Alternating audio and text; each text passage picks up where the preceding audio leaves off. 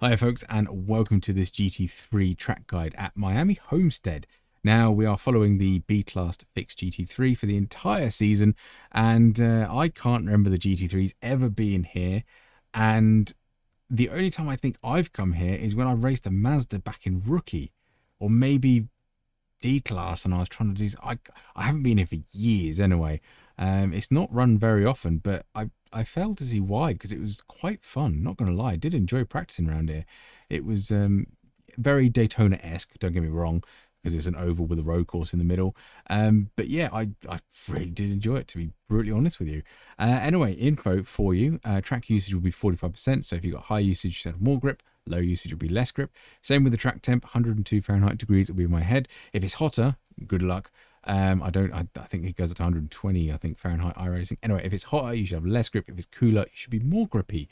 And the setup you can see there is sprint, and that is the setup that the iRacing fixed series, both in D and B class, they do use it. So yeah, not bad at all. The lap I'm going to show you is lap 14, a 1:21.332. I think mid to low 21s is where I'm at. Might sneak into the 20s with a little bit more practice. I'm guessing the Porsche, being the fastest car in the entire world at the minute, will definitely be in the 20s. But yeah, fingers crossed this will be a competitive lap time. If you are asking why I'm in the Ferrari, if I think the Porsche is quicker, is because that's what I think most of you will have from D-Class if you are joining this series.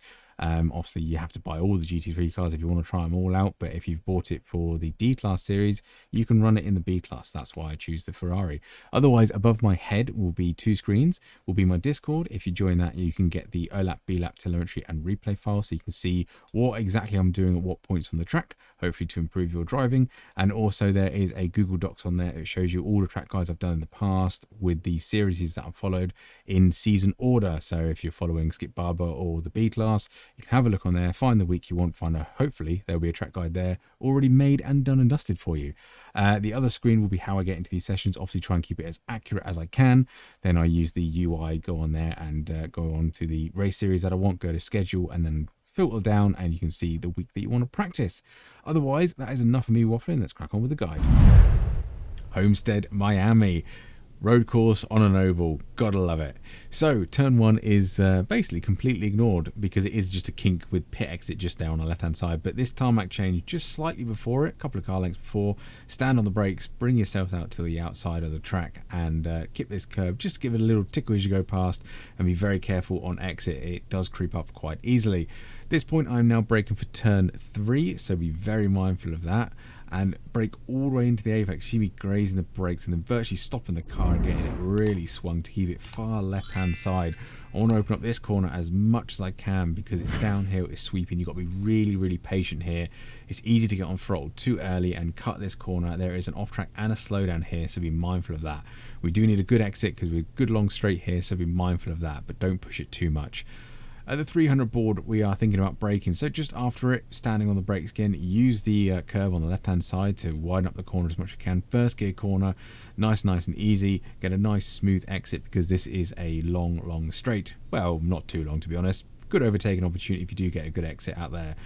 Turn 7, just gone through there. Just try and minimise steering angle and scrub on the tyres to get maximum straight line speed. That pole that I'm going to highlight here, no idea what it is, whether it's a light, security camera, or whatever, but I'm using it as a braking point. You can probably brake a little bit later than me, but not too much because we want a nice late apex because we need a good throttle application. This is the most important corner on the circuit because we are full throttle for a very long way and into a very fast left kink. So any speed we can gain down the straight down here will always benefit us. Right, end of the palm trees is when we're going to start turning in. Keep on the power until we start turning in, until we can see the apex, and then we lift off. Cut as much apex as you can, but don't cut too much because it's an off track again. And then just after we pass the end of the curve on the right hand side, we are standing on the brakes. Take it easy through here. It's very easy to take in way too much speed and end up on the grass over there, so be mindful of that. Bring the car over to the left hand side, and about midpoint track you start brake again. Really slow the car down. Compromise this right hander to really open this left hander here. Do not hit them. They are huge and made of concrete. yeah, ruin your car. And don't join the oval too early. The oval is very banked at that point, and it can spin out the car and really unsettle it, and you don't want to do that. So join it a bit further down after pit entry. But that is us across the line with a 1:21.332. Really quite a fun track this. I think it's going to be quite good for GT3, to my brutally honest.